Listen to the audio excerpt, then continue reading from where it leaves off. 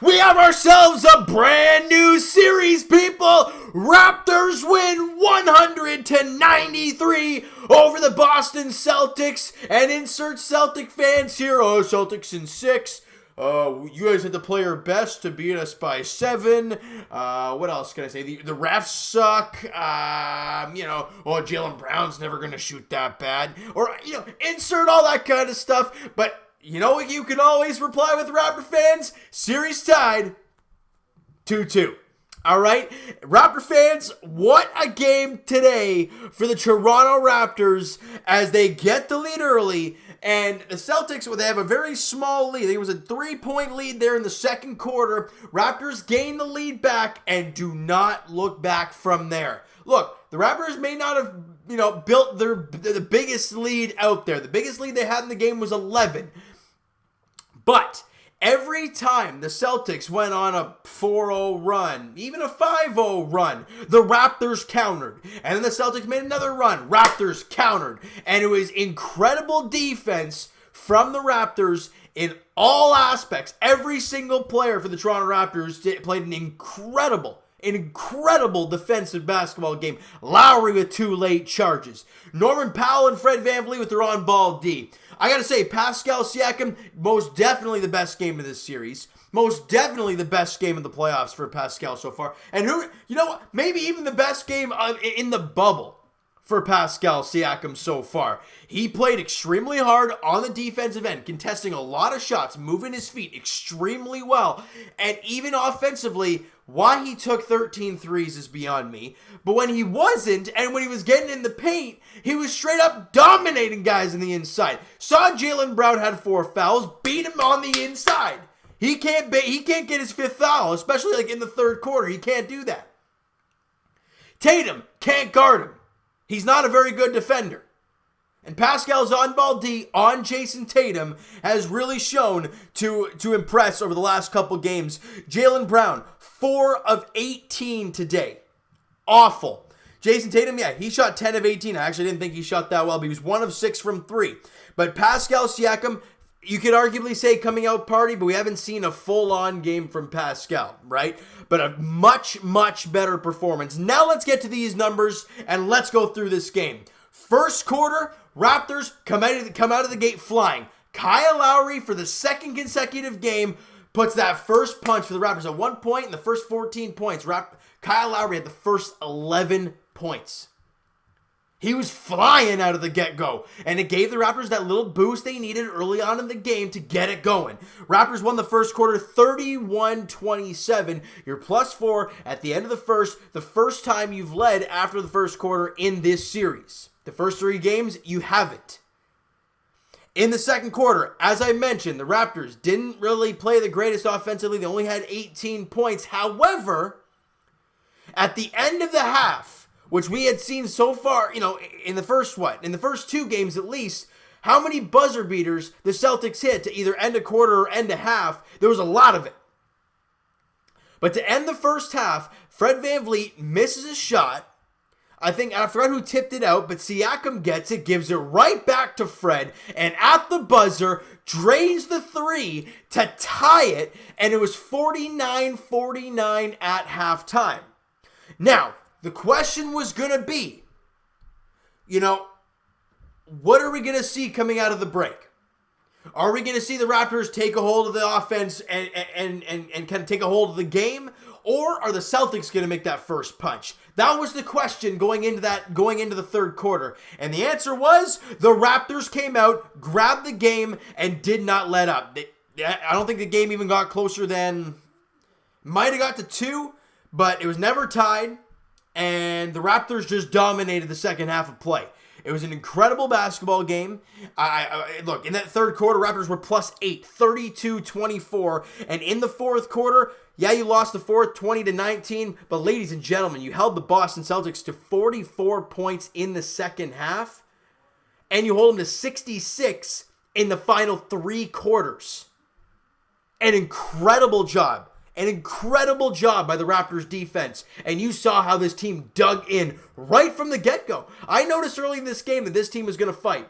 just for one reason. There was one play that I remember, and it was just, I think it was a shot from Jaylen Brown in the corner, but Pascal Siakam boogied to him, and when Flick said, like Brown tried to block OG Anunoby's buzzer beater, it looked like that. The contest from Pascal Siakam, Brown missed the shot, Raptors get the rebound and go down the floor. I'm like, man, if this is the type of game we're going to see for the Raptors on the defensive end, yikes for the Boston Celtics. And you saw it, like I mentioned, the Raptors did lose that fourth quarter 20-19. However, they won the basketball game 100-93. And ladies and gentlemen, as I've mentioned quite a few times in this video, the series is tied at 2. And I don't know why. Okay, I found this on the web for the series is tied at 2. Check it out. I didn't ask her to search that up. It's kind of creepy. That was very creepy, not gonna lie. You guys heard me talking, right? You guys heard me talking. I didn't say anything to do with her name because I don't want to say her an activator again. Okay, that was interesting. You guys gonna love that kind of stuff. It's all live. That's why I do this all live stuff. So you guys get to see all the craziness that happens in these recordings. All right. Now, with the series now tied at 2, as I mentioned after Game 3, the momentum could have just shifted. And ladies and gentlemen, as I said, the Raptors got that OG Anunoby shot to go. And who blamed himself? And who was really down after that game? Jaylen Brown. Well, how did he do in this game? I already mentioned it once. He had 14 points on 4 of 18 shooting and was 2 of 11 from 3. You think that shot was in his head? You're damn right it was. And that's exactly what I had in mind. That's a lot. You guys can go back to my last video. I said the Raptors, they smelt blood and they made that shot. They were back in the game. It hit the Celtics hard. They could have gone up 3-0. But as I mentioned, Raptor fans, we've seen this before. Last year against Milwaukee, we've seen it. And the Toronto Raptors, they're right back in this. And they have the momentum now. But with the way this series is going to go, we have no idea how the rest of the series is going to go. Look, my prediction was Raptors in 7. That was my prediction right from the get-go in my round 2 preview. That's what I said was going to happen. And I still believe that's the case. Now today, we're just going to enjoy this. All right, let's get to these numbers real quick. All right, Raptors only shot 40% from the field. They shot 44% from the field. However, the thing the Raptors struggled with so mightily in the first 2 games, and we talked about it on these videos quite a lot, and it was all over the place. The Raptors shooting the 3. My God, what's going on? My hand? I'm sweating all over the place. I'm too excited. The 3-point shooting was so bad in the first 2 games, it had to change. And we knew it would change. It was just a matter of would it be too little, too late. Well, we talked about in the last video how it was better, but still not where you want it to be. Today, the Raptors knocked down 17 threes and shot 39% from beyond the arc. Fantastic. The Celtics made 7. 7 for 35 for 20%. And everyone's going to say, well, they just missed wide open shots. Yeah, go back and watch the games. Quite a lot of those shots were highly contested because the Raptors defense was very active today. All right. Free throws, Raptors were 15 of 19 from the line at 79%. They were 74%, 20 for 27. Rebounds were -4. All right. Offensive glass, +2. And get this. The Raptors had 8 offensive rebounds. Ladies and gentlemen, Serge Ibaka, he only had 1 of them. I thought he had more than that. Where's Serge Ibaka? He had 2 of them, excuse me. But it felt like on every play, Ibaka was all over the glass. Raptors won that category 8-6 in the offensive boards. And get here, this is the big one right here, guys. Second chance points. Do I have it right here? Yeah, 24-12 for the Toronto Raptors. Doubled in offensive boards. And they only had 2 less offensive rebounds, but the Raptors made them count.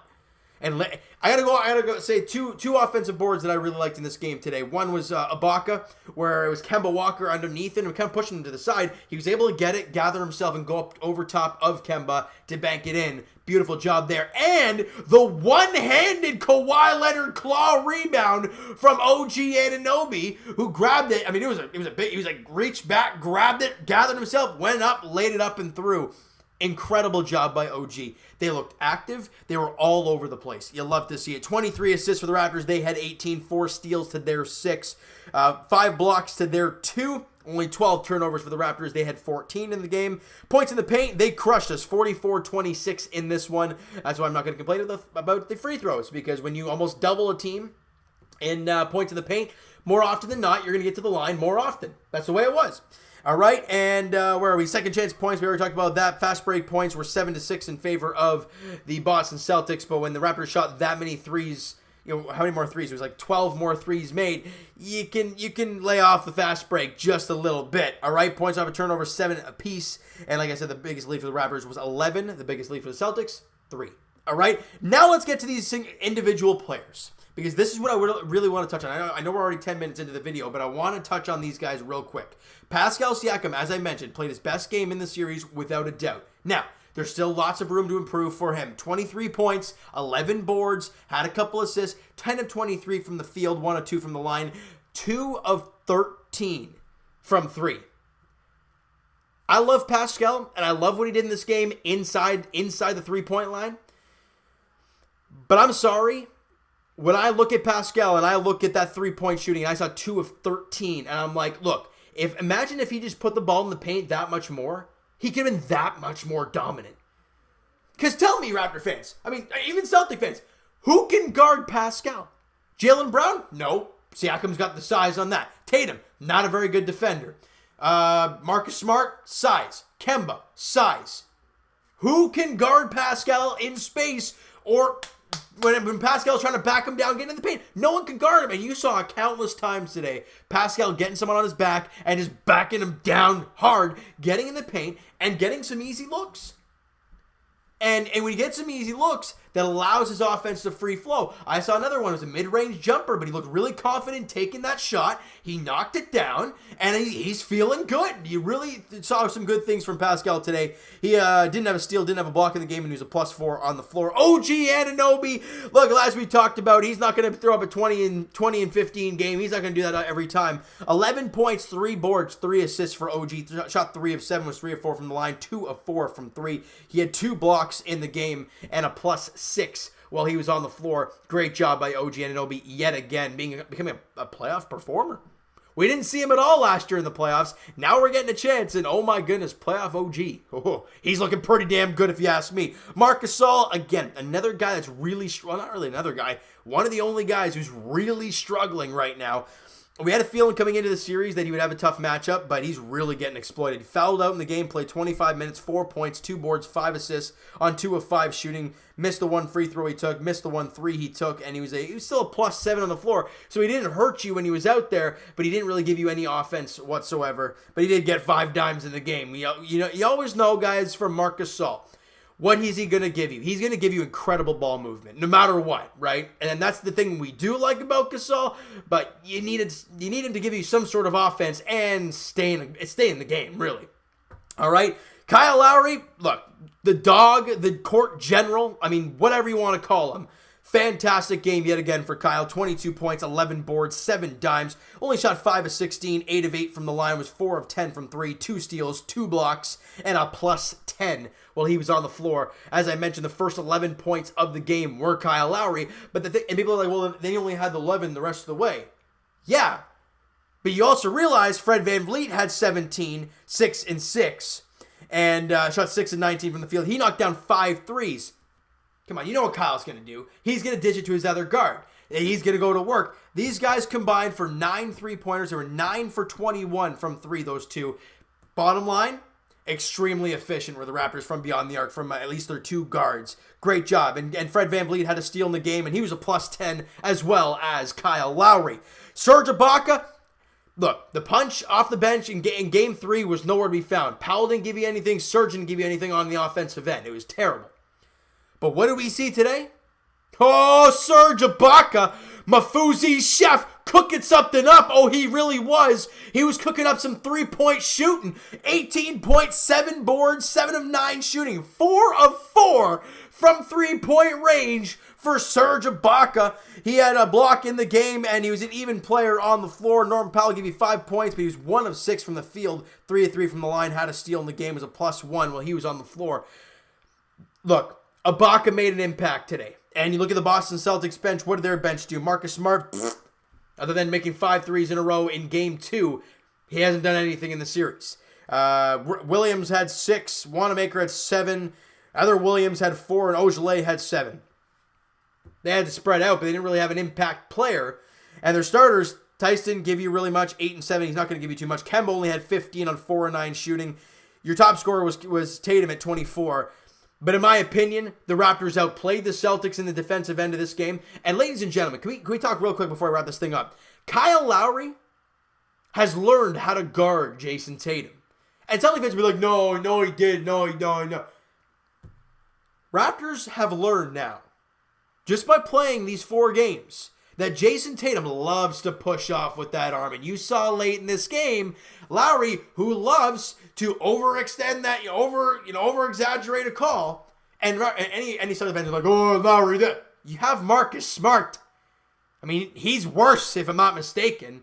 I mean, even if he's around the same thing, if anybody's like, no, Lowry's worse, I'm like, clearly you're delusional.